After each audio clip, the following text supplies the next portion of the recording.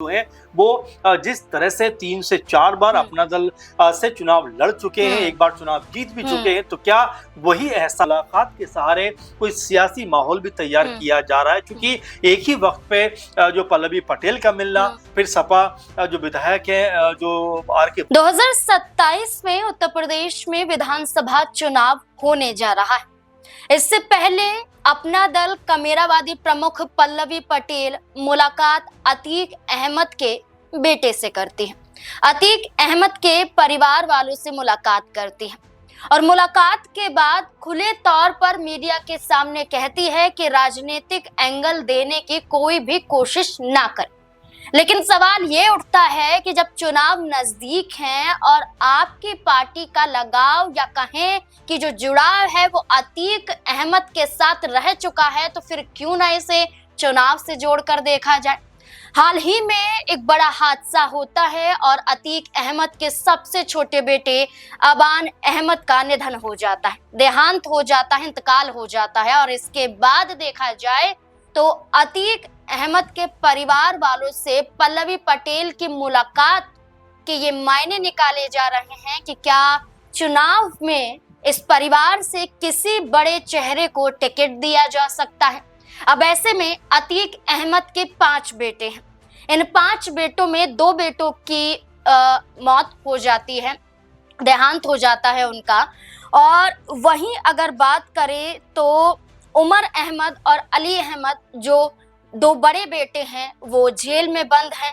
और एहजाम अहमद से मुलाकात पल्लवी पटेल करती हैं, तो क्या यहाँ कोई राजनीतिक एंगल दिखाई देता है? वाकई क्या सिर्फ पल्लवी पटेल ही उनसे मुलाकात करती हैं या फिर अन्य दल भी पूरी कोशिशों में हैं कि विधानसभा चुनाव से पहले एक मुस्लिम चेहरे को साध लिया जाए ताकि मुस्लिम वर्ग को साधना आसान हो जाए? ऐसे में कई बड़े सवाल यहाँ पर जुड़ जाते हैं जिन पर चर्चा करेंगे और वरिष्ठ सहयोगी अमन जी हमारे साथ मौजूद हैं। सर, अतीक अहमद के राजनीतिक सफर की बात करें तो ऐसा नहीं है कि वो छोटा चेहरा रहे हैं, कई बार विधानसभा का चुनाव लड़े हैं और चुनाव जीते भी हैं। और सबसे बड़ा गढ़ उनका इलाहाबाद पश्चिम ही रहा है। अब पल्लवी पटेल का मुलाकात उनके परिवार वालों से करना, उनके बेटे से मुलाकात करना और खास तौर पर उमर अहमद और अली अहमद के बारे में पूछताछ करना और ये तक कहना कि क्या पूरा मामला है और रिहाई का क्या प्रोसेस हो सकता है, तो इसे किस तरह से जोड़कर आप देख सकते हैं? क्या वाकई राजनीतिक रूप से नजर आता है कि टिकट देने या एक सिंपैथी के तौर पर गई थी पल्लवी पटेल? देखिए, जाहिर बात है क्योंकि यहाँ पर पल्लवी पटेल का रुख देखें तो ये नजर आता है कि परिवार से मिलती हैं अतीक अहमद के और तमाम जो परिवार के लोग हैं उनसे मुलाकात करती हैं। और यहाँ पर जो जिक्र आपने किया एहजाम अहमद से वो बातचीत करती हैं और काफी देर तक बातचीत करती हुई नजर भी आती है, वीडियो भी सामने आता है। लेकिन देखिए, एक तो ये होता है कि जिस तरह से आपने भी बताया कि जो छोटे बेटे थे अवान अतीक अहमद के, उनका जिस तरह से एक्सीडेंट में निधन हो जाता है, उसके बाद सभी लोग कहीं ना कहीं परिवार के शोकाकुल होते हैं और तमाम जो पॉलिटिकल लोग होते हैं वो भी अपना अफसोस यहाँ पर जाहिर करते हुए दिखाई देते हैं। लेकिन यहाँ पल्लवी पटेल जिस तरीके से पहुंची, एक बड़ा चेहरा, वैसे कोई उनके घर पे पहुंचता हुआ दिखाई नहीं पड़ता। और यहाँ तक कहा जाता है कि असदुद्दीन ओवैसी भी पहुंचने वाले थे लेकिन वो भी नहीं पहुंच सके, तो उसको लेकर भी चर्चाएं लगातार हुई। लेकिन अब जिस तरह से पल्लवी पटेल वहां पर पहुंची, मुलाकातें की, तो ये भी अब देखने को मिल रहा है कि तमाम तरह से राजनीतिक समीकरण भी इसको लेकर अब सामने आ रहे हैं कि क्या पूर्वांचल में एक बड़ा परिवर्तन होता हुआ दिखाई पड़ सकता है। और जिस तरीके से पल्लवी पटेल जो छोटे बेटे हैं एहजाम, जो उनसे बात करते हुए दिखाई पड़ रहे थे, अब वो कम से कम ये इशारा कर रहे हैं कि क्या यहाँ पर कोई राजनीतिक तौर पर कोई बड़ा फेरबदल होता हुआ दिखाई पड़ता है। क्योंकि हमें यहाँ पर यह भी याद रखना चाहिए कि अतीक जो है वो जिस तरह से 3 से 4 बार अपना दल से चुनाव लड़ चुके हैं, एक बार चुनाव जीत भी चुके हैं, तो क्या वही एहसास कराने के लिए, क्या वही बात दोहराने के लिए यहाँ पर जो अपना दल कमेराबादी के नेता भी हैं पल्लवी पटेल, क्या वो पहुंची थी? क्योंकि हमने देखा 2024 के लोकसभा चुनाव में उन्होंने बाकायदा असदुद्दीन ओवैसी के साथ मिलकर, यानी पल्लवी पटेल ने उनके साथ मिलकर गठबंधन बनाकर चुनाव भी लड़ा, लेकिन सफलता उनको नहीं मिल पाई। अब ऐसे में क्या यहाँ पर एक पॉलिटिकल तौर पर अपने आप को मजबूत करने के लिए क्या जो एहजाम हैं उनको यहाँ पर कोई बड़ा यहाँ पर ऑफर देते हुए दिखाई पड़ अच्छा सकती सर, हैं। अतीक अहमद की बात करें, जी। उनकी पत्नी शाइस्ता परवीन की जी। बात करें, तो इन चेहरों का जुड़ाव कई दलों के साथ रह चुका जी। है। जैसा कि कहा जाए कि अपना दल कमेरावादी से भी जुड़ाव रहा है, समाजवादी पार्टी से भी जुड़ाव रहा है और AIMIM से भी जुड़ाव रहा है। और हाल फिलहाल में शौकत अली की बात करें, वो जब अबान अहमद का निधन होता जी। है, जब दफनाने होने जा रहे होते हैं, जब नमाज जनाजे की पढ़ी जाती है, तो उस दौरान वो मुलाकात करते हैं उमर अहमद, अली अहमद से सलाम दुआ होती है। तो ये सलाम दुआ तक ही सीमित है या AIMIM भी कोई रणनीति बना रही है? देखिए बिल्कुल जाहिर बात है, क्योंकि जो जिक्र आपने किया कि उमर और अली दोनों से वहां पर सलाम दुआ होती है, मुलाकात होती है। शौकत अली जो AIM के उत्तर प्रदेश के अध्यक्ष भी हैं, उनसे मुलाकात करते हैं और ये चर्चाएं लगातार फिर उठती हुई दिखाई पड़ती हैं कि क्या यहाँ से AIM की तरफ से जो जेल के अंदर से, चूंकि जो उमर अहमद हैं वो जेल के अंदर बंद है, तो क्या जेल के अंदर से चुनाव लड़ते हुए दिखाई पड़ेंगे। हालांकि इसको लेकर भी कहा जा रहा है कि अदालती मामला है, कई सारी दिक्कतें सामने आ सकती है, लेकिन इससे पहले भी ओवैसी की पार्टी ने अगर दिल्ली में देखे तो ताहिर हुसैन और एक और जो कह सकते हैं कि जेल में बंद, उनको भी टिकट दिया था। तो क्या यहाँ पर भी एक बड़ा इसी तरह की पहल करते हुए दिखाई पड़ेंगे, क्योंकि ओवैसी लगातार उत्तर प्रदेश में अपना कद मजबूत करना चाहते हैं, लेकिन वो सफलता उनको उत्तर प्रदेश में नहीं मिल रही। तो क्या इस बार जो 27 का चुनाव है उससे पहले कोई बड़ा यहाँ पर पॉलिटिकल तौर पर देखा जाए तो क्या कोई बड़ा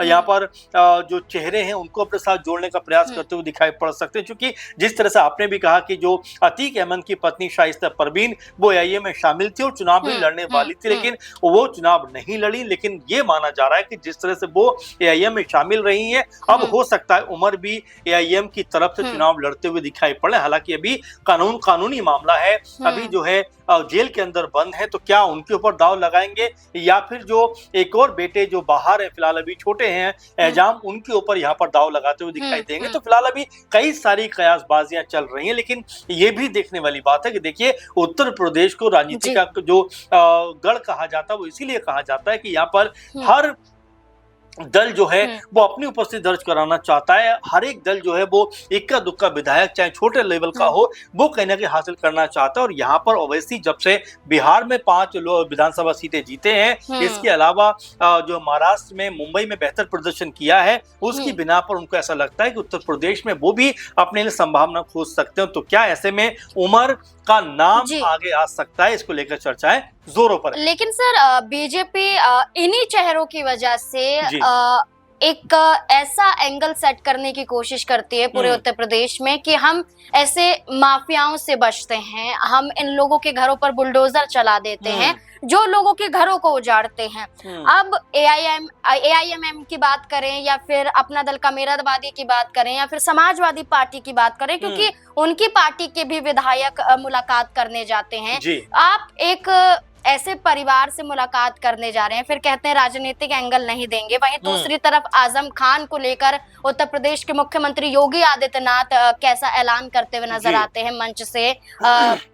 तो क्या नहीं लगता है कि इस चेहरे के करीब जाना या इस परिवार के करीब जाना नुकसान भी उठाना पड़ सकता है पार्टियों को? देखिए पहली बात तो ये है कि बिल्कुल इसमें मैं सोचता हूँ कि ये सोच समझ तो होनी चाहिए, क्योंकि उत्तर प्रदेश में लगभग 18-19% के आसपास मुस्लिम वोट बैंक दिखाई पड़ता है। लेकिन यहाँ पर अखिलेश यादव की पार्टी के जो इस तरह से हम जो उनका सफर देख रहे हैं, जिस तरह उनकी जर्नी देख रहे हैं, वो दोनों को मिलाकर चलना चाहते हैं। वो PDA की बात करते हुए नजर आते हैं, वो हिंदू और मुस्लिम दोनों को साथ लेकर चलना चाहते हैं। लेकिन ऐसे में भी जिस तरह से अडिग होकर उनकी पार्टी के ऊपर ये बात कही जाती है कि मुस्लिम हितैषी पार्टी है और उन्हीं के लिए काम करते हुए दिखाई पड़ते हैं, इस तरह की बातें उनके बारे में कही जाती है। तो ऐसे में अगर यहाँ पर अतीक का परिवार भी वो साथ लेते हैं तो पूर्वांचल में अपनी ताकत को बढ़ाते हुए दिखाई पड़ेंगे, पहला सवाल। और दूसरी बात ये कि जिस तरह से अतीक अहमद अब नहीं रहे, उनके बेटे अब एहजाम जो है वो बाहर हैं, और जिस तरह से उनका व्यवहार है, और क्या उनको लेकर भी सपा की कोई रणनीति बन सकती है, क्योंकि सपा के जो विधायक हैं आर.के. वर्मा, वो वहां पर मुलाकातें करते हुए दिखाई पड़े हैं। तो देखिए, एक तो ये होता है कि संवेदना जाहिर करने कोई भी पहुंच सकता है, लेकिन दूसरा जो पहलू और पक्ष होता है वो ये होता है कि क्या इस मुलाकात के सहारे कोई सियासी माहौल भी तैयार किया जा रहा है, क्योंकि एक ही वक्त पे जो पल्लवी पटेल का मिलना, फिर सपा जो विधायक है जो आर.के. वर्मा, उनका मुलाकात करना, ये कहीं ना कहीं दर्शाता है कि क्या राजनीतिक तौर पर अपनी अपनी जो है यहाँ पर पहुंच बनाना चाहते हैं, और क्या यहाँ वाकई में जिस तरह से आपने भी कहा कि इतने सारे आरोप लगने के बावजूद भी क्या सपा यहाँ पर अतीक अहमद के परिवार के साथ जुड़ना चाहेगी, क्या उनके बेटे या कोई भी परिवार के सदस्य को टिकट देना चाहेगी? ये तमाम तरह के सवाल हैं जिनका जवाब जो है वो अखिलेश यादव या समाजवादी पार्टी देगी। लेकिन आर.के. वर्मा का अतीक अहमद के बेटे और परिवार से मिलना कहीं ना कहीं जरूर दर्शाता है कि सपा की भी कोई बड़ी रणनीति है, जहां पर वो मुस्लिम वोटों को साधने के लिए क्या इस तरह का कोई बड़ा कदम उठा सकते हैं। बिल्कुल, जो पार्टियां हैं वो अतीक अहमद के परिवार वालों से मुलाकात कर रही हैं और एक तरह से दिलासा देती हुई नजर आ रही हैं, और ये तक कह रही हैं कि इस पार्टी का जुड़ाव रहा है परिवार से। लेकिन अब देखना होगा कि अतीक अहमद के बेटे क्या फैसला लेंगे, क्या राजनीतिक रूप से कोई बड़ा मौका वाकई उन्हें विधानसभा चुनाव में मिल सकता है, और क्या जिन पार्टियों ने सहारा दिया, समाजवादी पार्टी हो, AIMIM हो या अपना दल कमेरावादी हो, क्या किसी एक दल के साथ जुड़ने के लिए बेटे तैयार होंगे? आपको क्या लगता है इन तमाम मुद्दों को लेकर? अपनी राय हमारे साथ जरूर साझा करें। धन्यवाद।